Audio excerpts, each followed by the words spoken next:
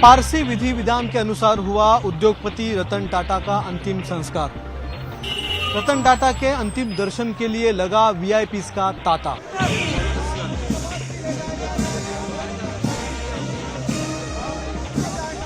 मुंबई के NCPA lawn से वर्ली शमशान घाट तक रतन टाटा का पार्थिव शरीर इसी तरह काफिले की शक्ल में लाया गया।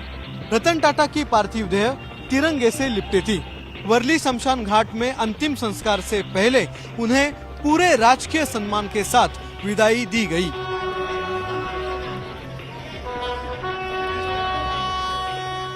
वर्ली शमशान घाट में केंद्रीय गृह मंत्री अमित शाह, महाराष्ट्र के CM Eknath Shinde, deputy CM Devendra Fadnavis समेत कई बड़े चेहरे मौजूद थे।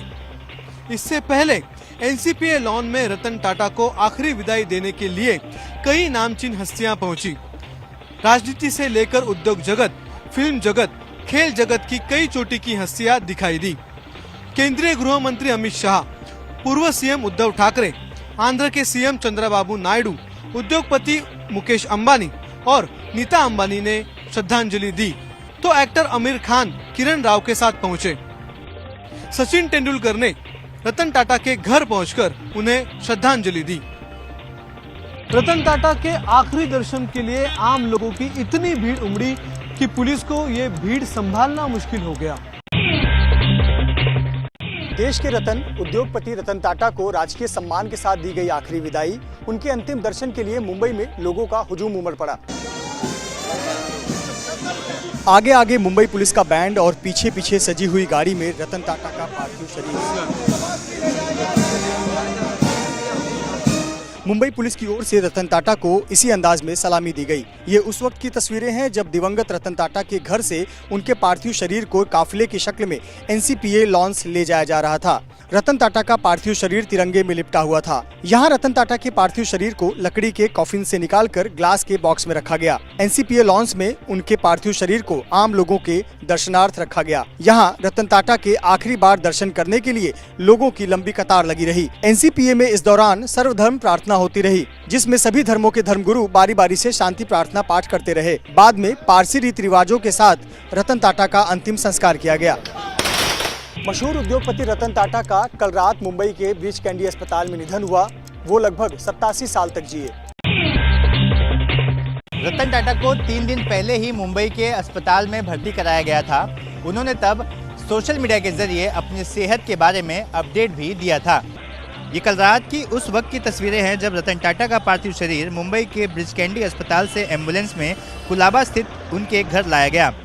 ये उनके घर के अंदर का उस वक्त का वीडियो है जब उनके पार्थिव शरीर को घर के अंदर हॉल में रखा गया। रतन टाटा को 7 अक्टूबर को मुंबई के ब्रीच कैंडी अस्पताल में भर्ती कराया गया था।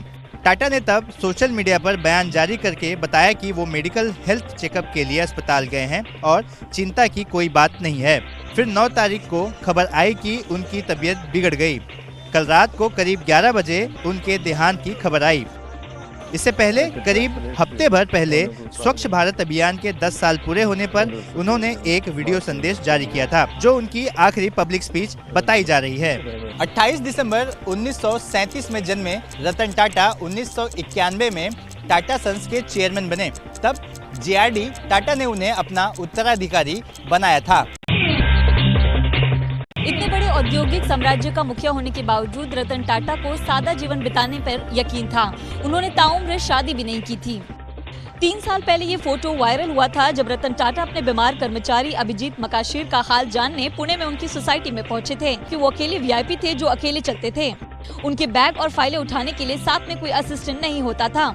जब भी वो गाड़ी चलाते थे रात को, वो हमेशा ड्राइवर को छोड़ते थे और स्वयं चलाते थे। और हम हमेशा पूछते थे कि आप क्यों गाड़ी चला रहे हैं।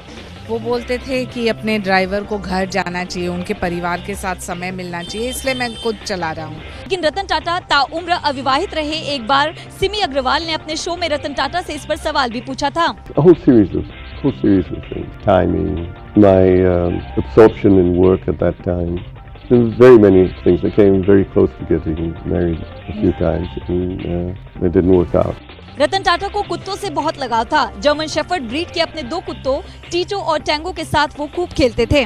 जो 2 डॉग्स थे, टीटो एंड टैंगो, उनको वो उनकी गाड़ी में लेके आते थे और वहाँ पे बहुत सारा समय उनके साथ गुजारते थे। रतन टाटा को लेकर एक किस्सा बहुत मशहूर है कि प्रिंस चार्ल्स के हाथों उनको अवार्ड लेना था, लेकिन वो बकिंघम पैलेस नहीं पहुंच पाए थे क्योंकि उनका कुत्ता टीटू अचानक बीमार हो गया था। बिजनेस सेक्टर में रतन टाटा की लीडरशिप के कई चौंकाने वाले किस्से हैं। टाटा समूह को इतना बड़ा बनाने में रतन टाटा उनकी अहम भूमिका थी और इस भूमिका को हमेशा याद किया जाएगा। नमक चाय से लेकर हवाई जहाज तक बनाने वाली कंपनी टाटा में रतन टाटा की लीडरशिप ने दुनिया को कई बार हैरत में डाला। साल 2000 में उन्होंने अपने से दुगने बड़े ब्रिटिश टेटली ग्रुप का अधिग्रहण कर सबको चौंकाया। इसके बाद उन्होंने यूरोप की दूसरी बड़ी स्टील कंपनी कोरस को खरीदा। 2009 में उन्होंने सबसे सस्ती कार नैनो लॉन्च की जिसकी कीमत 1 लाख रुपए थी। नैनो से पहले 1998 में टाटा मोटर्स ने इंडिका कार बाजार में उतारी थी, लेकिन सबसे दिलचस्प है उनका अल्ट्रा लग्जरी जैगुआर और लैंड रोवर को खरीदना। 1999 में रतन टाटा की अपने कार बिजनेस को बेचने के लिए अमेरिकी कंपनी फोर्ड से डील हो रही थी। फोर्ड ने इस डील में टाटा को नीचा दिखाने की कोशिश की तो रतन टाटा ने डील ही रद्द कर दी। 2008 में मंदी के बाद खुद फोर्ड कंपनी दिवालिया होने की कगार पर आ गई। जिस फोर्ड ने टाटा को नीचा दिखाया था, रतन टाटा ने उसी फोर्ड कंपनी से जैगुआर और लैंड रोवर खरीद ली। महाराष्ट्र कैबिनेट ने रतन टाटा को भारत रत्न से सम्मानित किए जाने का प्रस्ताव पास किया है। रतन टाटा को पद्म विभूषण से सम्मानित किया गया था। जैसे ही घड़ी का काटा दोपहर 2:30 पे आए, बबीता जी का दिल सास बहू साजिश के लिए मचल जाए। और ये है इनकी बहू, पूरे दिन ऑफिस की टेंशन हो जाए गॉन जब ये करें अपना फेवरेट शो फ्री टाइम पे ऑन। इनकी तरह आप भी देखें अपना फेवरेट शो अपने टाइम पर और डाउनलोड कीजिए एबीपी लाइव ऐप अपने स्मार्ट टीवी पर।